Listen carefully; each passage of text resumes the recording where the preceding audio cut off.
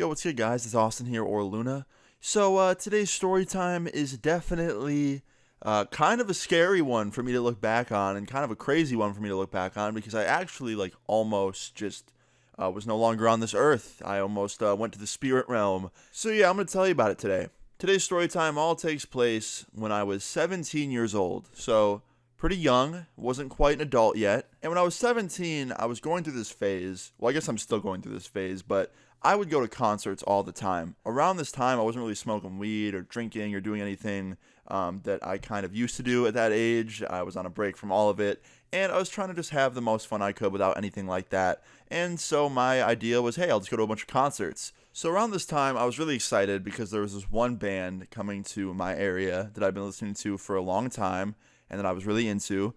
And I bought tickets. I invited one of my friends to go with me. And the cool thing about this band is they weren't famous. If I said their name right now, none of y'all would know who they were. But they were kind of locally famous. They toured around the areas of my city and went to a couple different states, but they weren't really big. They were just kind of this not well known hardcore band. So I decided, hey, they're coming back. Let's go see them, right? So I got tickets for me and my friend, and we went. Now the concert itself was great. The concert was dope. The band killed it. It's after the concert where this story really starts. Now, I didn't mention it earlier, but I know one of the people in the band that I was going to see. I knew the guitarist. His name was Jake. Really nice dude. Literally a year older than me. He was 18, playing in this band. And after the show was over, Jake invited me upstairs at this venue to go hang out with them in their green room. I'm sure a lot of you know what green room is, but if you don't, it's basically a room where artists and bands can chill before and after the shows at the concert venue. So we went upstairs to the green room, and me, Jake, and the other band members and my friend are all hanging out, just enjoying ourselves, right? Now, 30 minutes into hanging out, a bunch of random people started to come upstairs into the green room who nobody knew. Everyone was confused because, we didn't know who these guys were and how they kept getting in because we thought that there was, security downstairs and would, keep them from coming upstairs, but they just kept getting in.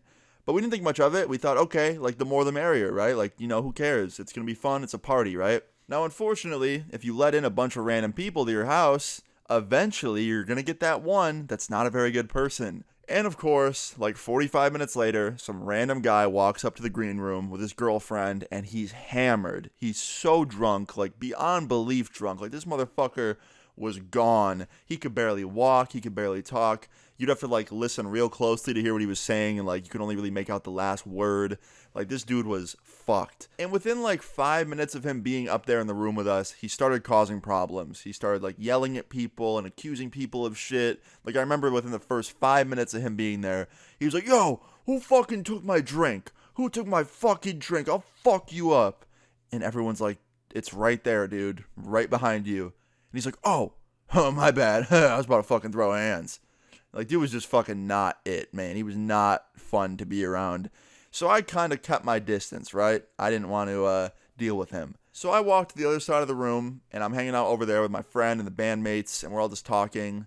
And I forgot to mention this earlier, but the green room that we were in had a busted window. The window was broken, and they had a bunch of tape over it because it was broken. They didn't want people falling out. So they had this really scuffed board over the window and some caution tape, but it wasn't stopping anybody from falling out. It was more of just a visual indicator to be hey, don't go over there. If you fall, you're dead. But of course, that's the window that me and my friends were all standing by, right? Now I know you're probably thinking you know what happens next. I know you're probably oh, what, you tripped and fell and you almost died, right? Nah, not at all. Just keep listening. So we're standing by this window, right? And we're just hanging out. And I forgot to mention this. I was wearing a black t-shirt and camo shorts. Okay? Black t-shirt, camo shorts. My friend Jake, also wearing a t-shirt, not black, a white one, but he had camo shorts. We had the same fucking shorts on pretty much, almost identical. And Jake, the guitar player of this band, walks away from us and walks over to that girl that came with the drunk guy's girlfriend. And he starts talking to her about something. Don't know if he was flirting with her. Don't know what he was doing, but I didn't think much of it, right? And about 20 minutes later, Jake comes back to our group, and we're just hanging out by this window, this fucked up window that's broken. And out of nowhere, I hear someone yelling behind me. I hear the words, "You motherfucker, I'm gonna fucking kill you." And I turn around, And it's none other than Mr. Drunk Man, just belligerent drunk guy, coming at me full speed with his arm out, like in a grabbing motion, right? And I didn't think he was coming for me. I thought he was coming for someone behind me. So I go to step out of the way, right? Because I'm like, okay, he's mad at someone behind me. I'm not getting involved. I'm going to step out the way. I'll be fine, right? But he moves with me and puts his hand around my fucking throat, dude. And he picks me up like a fucking rag doll, bro. He picks me up and he starts screaming in my face, "Don't you ever talk to my girlfriend again, I'll end you right here." And he proceeds to smash me in to the board that was kind of like up against this broken window and the caution tape. And he completely just breaks it, right? Like busts it out of where it was. It falls down like 4 stories into the street. And he's dangling me over a street 4 stories up. Like, if he lets go, I'm falling to my death. Like, he straight up has me over this drop. And everyone's screaming, like, no, stop, put him down. And I'm sitting there, like, feels like slow motion, right? I'm over this 4-story drop. I'm hearing people yell. And I'm thinking, like, I'm fucked. Even if this guy wants to do the right thing and, like, turn me around and put me back on the ground and not throw me off this thing, he's really drunk and he might just let go on accident. Like, he really is that fucked up. I don't trust this guy. Like, he's strong. He's a big dude. But when you have that much alcohol in your system, like, you're not really on your A game when it comes to reflexes and strength, I feel like. I don't know. But anyway, I'm, like, trying to talk, but he's choking me, so I can't. I'm trying to say, please put me down, please put me down.